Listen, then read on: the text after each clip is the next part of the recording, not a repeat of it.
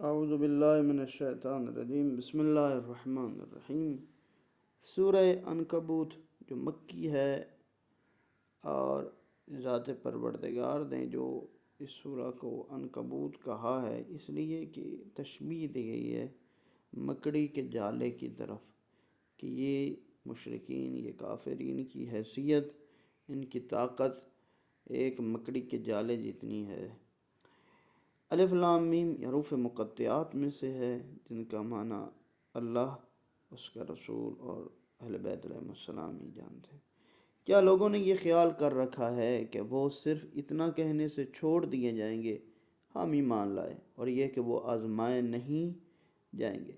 ایمان صرف ایک لفظ آمنا کے تلفظ سے عبارت نہیں ہے کہ میں ایمان لے آئے، بلکہ ایک دستور حیات ہے، قوانین ہیں۔ اس قوانین اور اس نظام زندگی کے اندر مشکلات اور مصائب ہیں، یہ ساری چیزیں جب انسان کر لیتا ہے، صبر و تحمل ہے، پھر اس کے بعد وہ ایمان کے درجے پر پہنچ جاتا ہے۔ اور بے شک ہم نے ان سے پہلوں کو بھی آزما چکے ہیں، کیونکہ اللہ کو بہرحال یہ واضح کرنا ہے کون سچا ہے، اور یہ بھی ضرور واضح کرنا ہے کون جھوٹے ہیں۔ آزمائش امتحان اللہ کا دائمی قانون ہے، سب امتوں پہ جاری رہا ہے۔ اللہ کو تو قدیم سے علم ہے، یعنی پہلے سے علم ہے کون سچا کون جھوٹا، لیکن امتحان کے ذریعے اللہ کا علم ظہور پذیر ہوتا ہے۔ علم کے مرحلے سے عمل کے مرحلے میں آ جاتا ہے، عمل سے استحقاق کا مرحلہ آتا ہے، یعنی کہ نیک عمل سے ثواب اور بد عمل کرنے سے عذاب کا بندہ مستحق بن جاتا ہے۔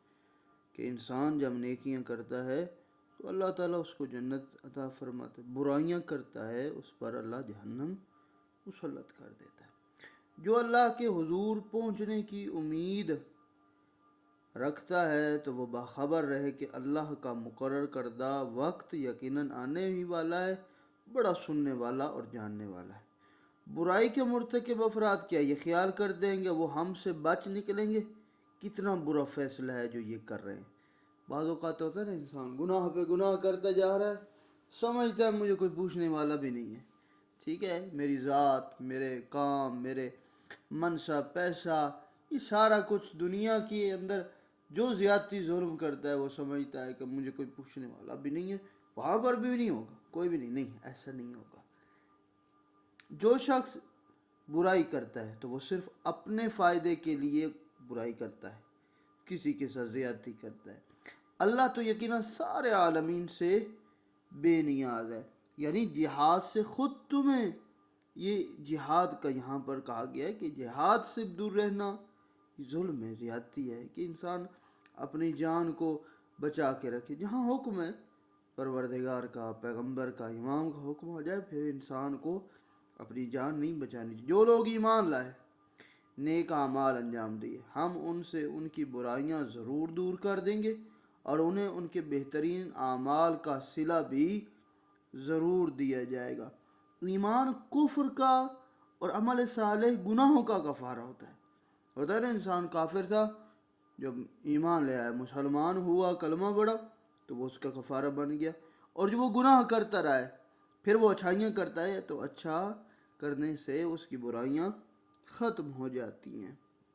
اور پھر حدیث میں ہے کہ صلاۃ اللیل کفارۃ، کہ صلاۃ اللیل یعنی رات کی نمازیں دن کے گناہوں کا کفارہ بن جاتی ہیں۔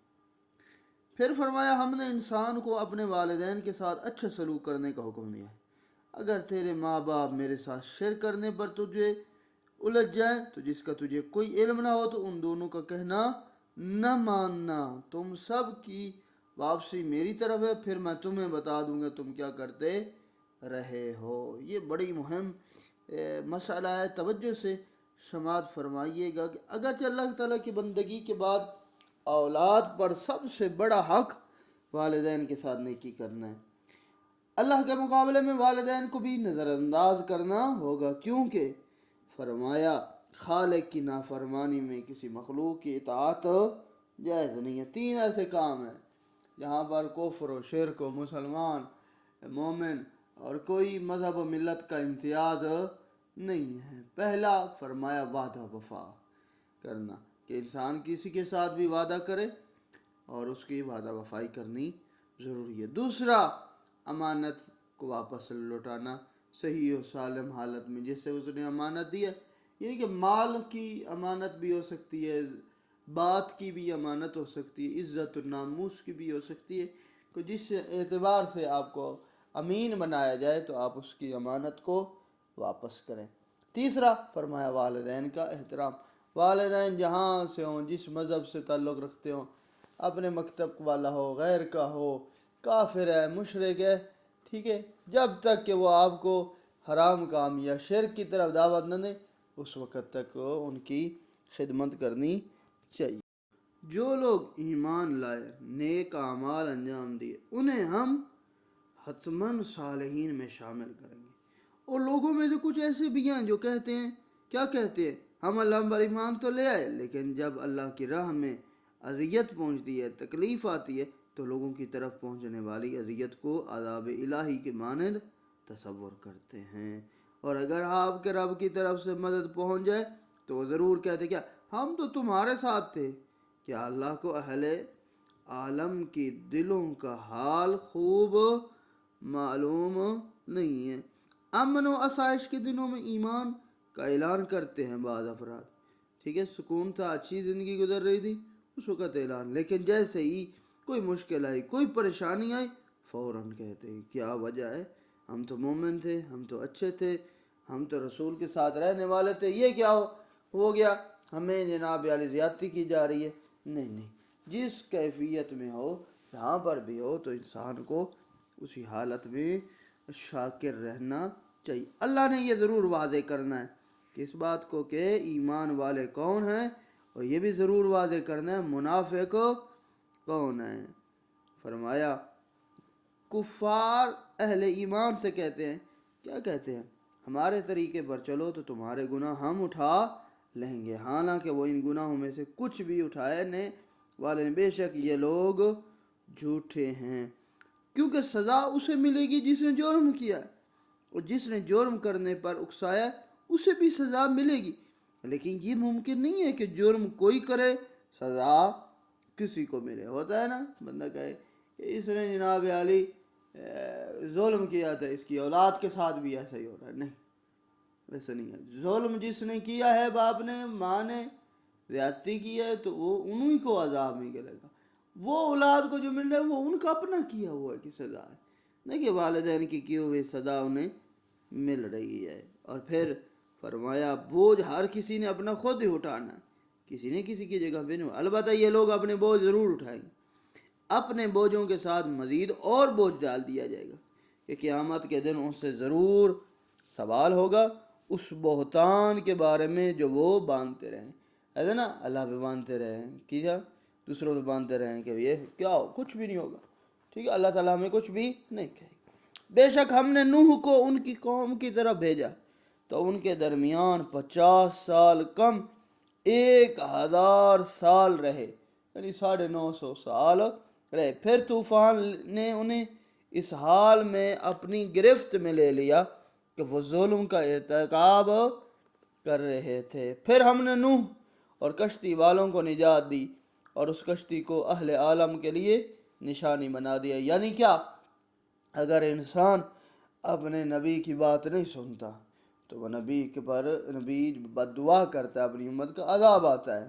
پھر نوح کا بیٹا ہی کیوں نہ ہو، وہ اس مصیبت میں سے نہیں نکل سکتا، اس عذاب سے نہیں نکل سکتا۔ پھر جب وہ کشتی سے، یعنی نبی کے ساتھ رہنے والے جب کامیاب ہوتے، پھر سب کے لیے عبرت کا سبب بنتے ہیں۔ ابراہیم کو بھی بھیجا جب انہوں نے اپنی قوم سے کہا اللہ کی بندگی کرو اور اس سے ڈرو، اگر سمجھو تو یہ تمہارے حق میں بہتر ہے۔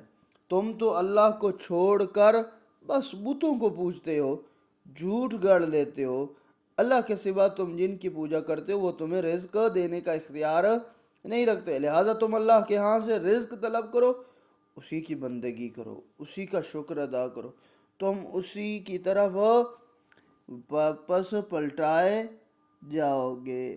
بت کے متعلق ساری باتیں خود تمہاری گڑی ہوئی ہوتی ہیں، نہ تو یہ بت تمہارا خالق ہوتا ہے، نہ تمہارا رازق ہوتا ہے۔ یہ صرف خواہ مخواہ کا ابہام پایا جاتا ہے کہ جناب یہ بت ہی میرے سارے کچھ کر رہے ہیں۔ تم تکذیب کرو تو تم سے پہلے کی امتوں نے بھی جھٹلایا ہے۔ رسول کی ذمہ داری بس کیا ہے کہ واضح انداز میں تبلیغ کرے، کسی کو پسند آئے یا نہ، حق گوئی کرنی ہے۔ انہوں نے بھی کبھی غور نہیں کیا کہ اللہ خلقت کی ابتدا کیسے کرتا ہے، پھر اس کا اعادہ کیسے کرتا ہے۔ یقیناً اللہ کے لیے یہ بھی آسان ہے۔ اور پھر فرمایا کہہ دیجیے گا تم زمین میں چل پھر کر دیکھو کہ اللہ نے خلقت کی ابتدا کیسے کی، پھر اللہ دوسری خلقت پیدا کر دے گا، یعنی اللہ ہر چیز پر قادر ہے۔ ایسا نہیں ہے کہ ذات پروردگار نہیں نہیں کر سکتا ہے، سارے کام ہو رہے ہیں۔ وہ جسے چاہتا ہے عذاب دیتا ہے، جس پر چاہتا ہے رحم فرما دے، تم اسی کی طرف واپس لوٹائے جاؤ گے۔ دیکھیں عذاب کا مستحق خود انسان بنتا ہے، اس عذاب دینے میں اللہ کی اپنی مرضی، عذاب دے دے جبکہ مستحق ہے، عذاب نہ دے، یہ اس کی مہربانی۔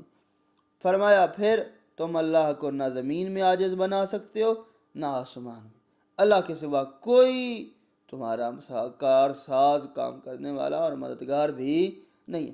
اور جنہوں نے اللہ کی آیات، اس کی ملاقات کا انکار کیا، وہ میری رحمت سے نا امید ہو چکے ہیں، انہی کے لیے دردناک عذاب لے کے آ رہے ہیں۔